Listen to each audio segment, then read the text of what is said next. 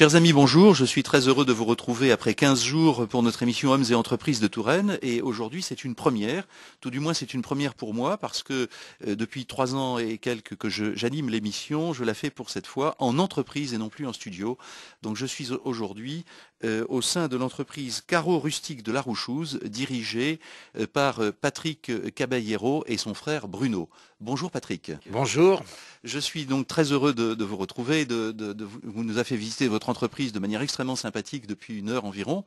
Et nous allons donc commencer cette émission, avant de parler de l'entreprise elle-même, par vous-même, car nous avons l'habitude de découvrir un peu la biographie de celui qui dirige l'entreprise et qui la possède.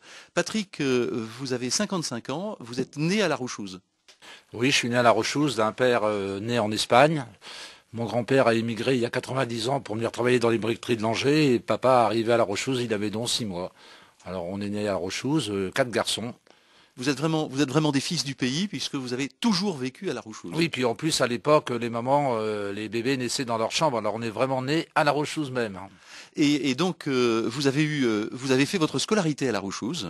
Voilà, à La Rochouze, il y a quand même eu une époque jusqu'à 120 enfants, alors qu'il faut savoir que c'est simplement un petit hameau, tout simplement parce qu'à l'époque, il y a eu jusqu'à 300 ouvriers qui faisaient que forcément, il y avait beaucoup d'enfants et ils avaient fait une école à 3 classes.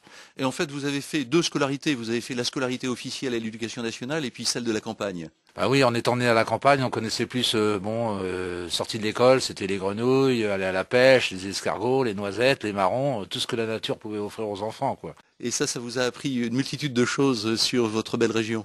Ah oui, oui, tout à fait. Bon, c'est pour ça que même encore aujourd'hui, on se souvient de certains petits coins de champignons et tout qu'on a connus quand on était gamin, quoi. Voilà, tout ça, malheureusement, ça a eu une fin, cette période heureuse. Et puis, il y a un jour où on est rattrapé par la réalité, il faut commencer à travailler. Vous avez commencé très jeune. Bah, j'ai commencé, j'avais 15 ans et demi, hein, pas tout à fait 16 ans. Bon, disons que, comme je vous disais tout de suite, là, à l'école, on travaillait pas beaucoup. Finalement, nos parents s'occupaient pas trop de nous. Alors, arrivé à 16 ans, il fallait aller au boulot, quoi. Et moi, j'ai eu la chance de trouver du travail dans mon village, dans le milieu de la terre. Et vous avez trouvé dans le milieu de la terre. Et quand on dit que vous avez travaillé à la terre, ça n'est pas au sens agricole du terme, mais vous avez travaillé à la terre de vos mains dans les carreaux rustiques de La Rochouze. Vous avez fait toute votre carrière dans la même entreprise. Oui, Vous démarrez à 16 ans, donc. Ça fait 38 ans que je travaille les carreaux à La Rochouze. Bon, bien sûr, j'ai commencé tout l'apprentissage chez mon patron, hein. J'ai commencé par faire le petit boulot jusqu'à la finition totale de A à Z, quoi. Et en 1996, après 20 ans de travail dans l'entreprise, là, vous avez une opportunité qui se présente à vous. Votre patron prend sa retraite. Il la reprend très âgé d'ailleurs, ou âgé, je crois. Oui, oui, il était déjà pas tout jeune hein, quand il a pris. Bon, disons qu'il y avait une histoire familiale entre lui et sa sœur, et bon, ça a duré assez longtemps. Et finalement, moi, j'ai repris son entreprise en 1996. Et là, c'est une grosse découverte, hein. Vous changez vraiment de perspective. Bah oui, parce que je me rendais pas compte que, bon, je pense que je dois pas être le seul, mais quand on est ouvrier, on a toujours tendance à critiquer son patron, comme quoi il ne paye pas assez cher. Mais nous, de l'autre côté, on voit pas tout ce que les patrons ils ont à payer, hein. Et là, j'ai découvert la réalité, hein. Vous l'avez brutalement découvert. Voilà, parce que bon, c'est vrai que les charges sociales, tout ce qu'il y a comme frais et tout ça, en tant qu'ouvrier, on le voit pas. Et je pense qu'il y en a beaucoup en m'écoutant qui vont me comprendre. Et comme vous avez appris à travailler à la terre sur le tas, vous avez donc appris le management de votre entreprise sur le tas aussi, au jour le jour. Oui, oui, j'ai tout appris sur le tas, hein. Bon, c'est vrai qu'au début, j'étais un peu effrayé. C'est pas évident de recevoir la clientèle, d'être capable de les persuader que vos carreaux, c'est les plus beaux, et ainsi de suite, hein. Mais je crois que c'est la plus belle école, hein, d'apprendre sur le tas, hein. Alors, Patrick, à ce stade de l'émission, ce qui serait intéressant pour nos auditeurs, c'est que vous nous racontiez un petit peu ce que fabrique votre entreprise et comment elle le fabrique surtout. Racontez-nous un petit peu le process de fabrication. Bon, bah, disons depuis comment dirais-je, l'extraction de la terre jusqu'au moment où vous présentez le produit fini au client. Bon, déjà, nous, la production on fabrique plusieurs choses. La première chose qu'on a fait dès le départ, c'est surtout les carreaux de terre cuite, ce qu'on appelle les tomates. On fait ces carreaux. Ensuite, on fait tout ce qui est carreaux émaillés qui vont dans les cuisines ou les salles d'eau et tout, plein de couleurs ou des motifs et ainsi de suite. Et on vend aussi ce qu'on appelle la terre de Langeais, des pains d'argile qui sont destinés aux céramistes, aux associations, aux potiers, un petit peu à travers toute la France. Et puis on vend aussi maintenant de la terre en poudre très fine pour faire les enduits de maisons intérieures qui est à la mode depuis quelques années. Faites-nous découvrir comment tout cela fonctionne de A jusqu'à Z. Bah, disons que ça commence déjà dans la forêt, hein. Où il y a la carrière, il faut couper quelques arbres pour pouvoir extraire la terre. On a une carrière. On extrait à peu près la terre une fois tous les ans ou tous les 2 ans selon le travail que l'on a. Plusieurs centaines de tonnes, je crois. Oui, 500-600 tonnes. On ne sait jamais vraiment nous-mêmes exactement à une tonne près combien on en extrait. Bon, une fois que cette terre est extraite, il faut la faire sécher parce que quand on extrait de la carrière, elle est humide. Et une fois qu'elle a été extraite, on l'a fait sécher sous un grand bâtiment au milieu de la forêt. Et du moment qu'elle est sèche, à partir de là, on peut la descendre à l'atelier. R, C, Patrick, au cours de ces 5 premières minutes, vous avez commencé à nous faire découvrir le process qui va nous amener à fabriquer le carreau. Donc, est-ce que vous pouvez continuer?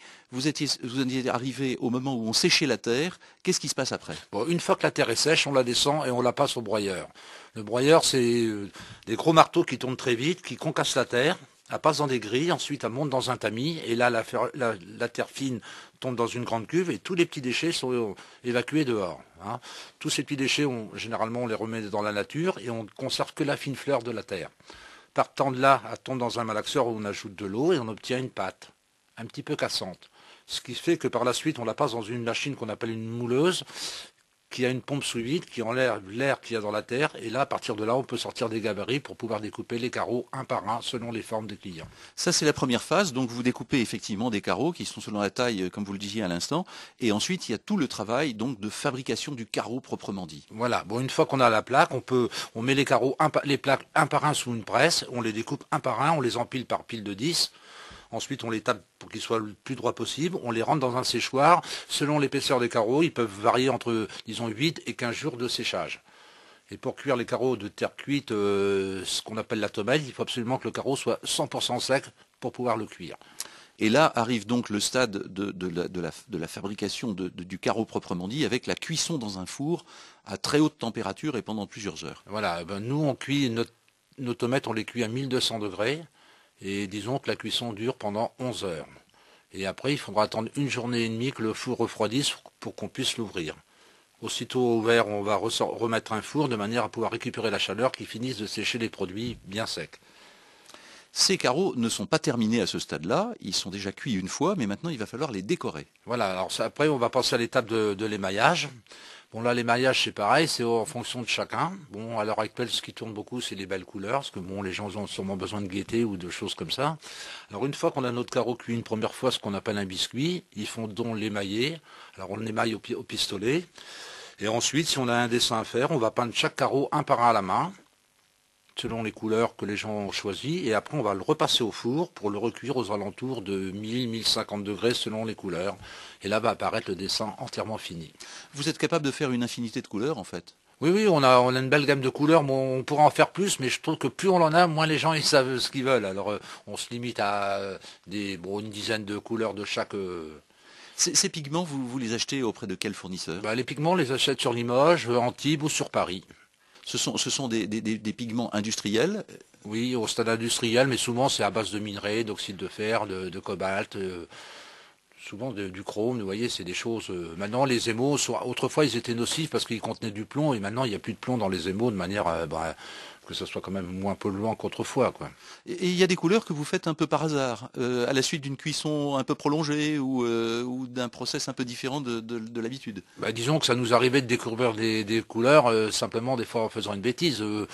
Un jour, on faisait une cuisson d'un joli rouge, le four s'est pas arrêté, les couleurs ont trop cuit et finalement on a trouvé une jolie couleur. Hein. Qui a plu à vos clients? Qui a plu à une dame d'ailleurs, effectivement, qui les a pris en commande.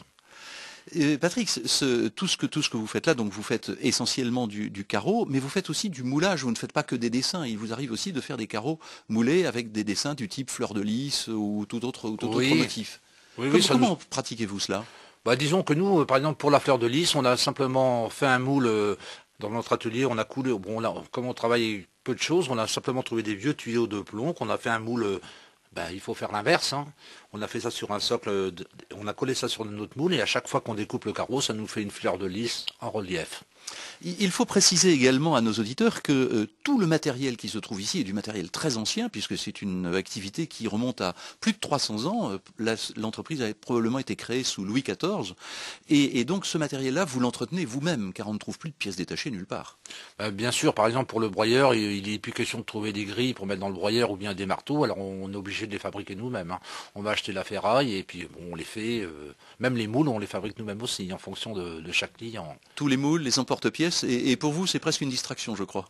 Disons que quand on travaille un petit peu le fer l'après-midi et tout à l'atelier, bon, ça nous change un petit peu de travail. On avait retapé une petite partie du château de Tours où les carreaux, il fallait qu'ils fassent 9 sur 9. Il a fallu qu'on s'adapte en faisant un moule pour faire des petites tomates de terre cuite, de manière que ça fasse 9 sur 9. Patrick, nous arrivons au bout de la première partie de cette émission et vous avez choisi de nous faire écouter Quand on n'a que l'amour de Jacques Brel. Pourquoi ? Parce que moi, j'ai toujours trouvé que Jacques Brel, pour moi, c'était le plus grand artiste. D'abord par ses paroles, la voix qu'il a et tout. Et puis je trouve que j'ai choisi Quand on n'a que l'amour parce que je trouve que c'est vraiment une belle chanson pour la paix, quoi. Un très beau message de paix. Nous lançons Jacques Brel.